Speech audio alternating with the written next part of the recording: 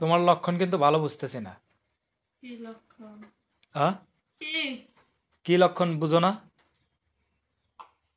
মানুষে কোরবানির গোশ খায়া তাজা হয়, মানে দৌড়ায়, বেড়ায়, এদিক সেদিক যায়। তুমি দেখতেছি মানে কোরবানির গোশ খায়া ওই যে মুরগিগুলা বাইতা মুরগি কয় না, বাইতা মুরগি বাতে বহে। তো তুমি দেখতেছি গরুর গোস্ত খায়া বাতে বসে গেছো গা। তোমার কোনো কাজ নাই, কাম নাই। এইভাবে এই হুইয়া থাকলে শরীরটা তো আর খারাপ হইব, তাই না? ইয়া থাকলে শরীর খারাপ হবে, অ্যালার্জি বেড়ে গেছে দেখতেছ না, চোখ চুলকাইতেছি। আমার তো অ্যালার্জি বাড়লো না, আমার আরো অ্যালার্জি কমে গেছে গা। গরুর গোস্ত খাইলে আমার অ্যালার্জি কমে, জানো?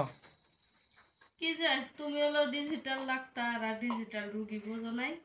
এই কারণে কমে গেছে গা, আর আমাদের তো আরো বেড়ে গেছে। আচ্ছা যাই হোক, কোরবানি ঈদের ইয়া কি আজকে হচ্ছে ই পাকাইবা, কাচ্চি বিরিয়ানি পাকাইতে পারবা না? নিয়ে এসব পাকামনির চেষ্টা করি। সহজ, একদম সহজ। কাচ্চি বিরিয়ানির মশলা কিনে নিয়ে আইসা মনে করো যে পাক করে ফেলাইবা, শিখাইয়া দেবো আমি, অসুবিধা নাই। তবে যাই হোক, বাইতা মুরগির ভাব ছাড়ো। তে ঘুরতে নিয়ে যাও, এবার তো কোনো জায়গায় ঘুরতে নিয়ে গেল না। ঘুর- আমাদের বাইতে মুরগি কইতাছ। তোমারে ঘুরতে যে নিয়ে যাবো, আকাশের পরিস্থিতি কেমন জানো? আকাশে আজকে নাই এমন, বৃষ্টি পড়তেছে, কই যাব? কালকে তো আর এমন ছিল না। যাইবা কই? তোমারে তো বলছিলাম, তুমি তো গেলা না। তুমি খালি মানে কি বলতেছিলা যে আমার গরুর গোস খায়া শরীর চলে না, বিছানার থেকে উঠতে মন চায় না, ঘুম ছাড়ে না। তোমরা হচ্ছে ঘুমের কুমির, তোমাদেরকে আর কই নিয়ে যাবো ঘুরাইতে বলো? এত কথা কইলা তুমি আমারে।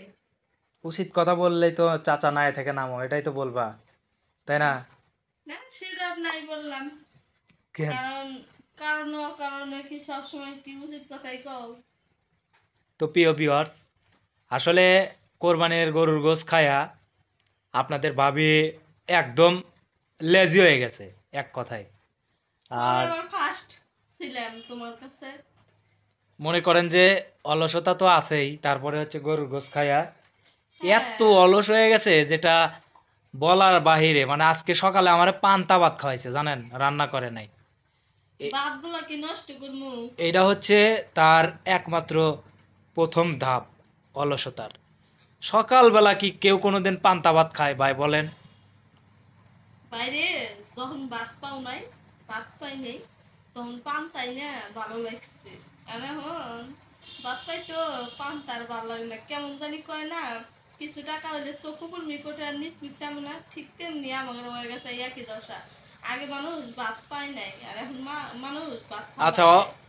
সব কথা মানলাম, তুমি এখন রান্না করতে চাও, তোমার সাথে ঠিক এখন আছে, আমি রান্না যাও করে যাও, দিতেছি, ওঠো। ঠিক আছে।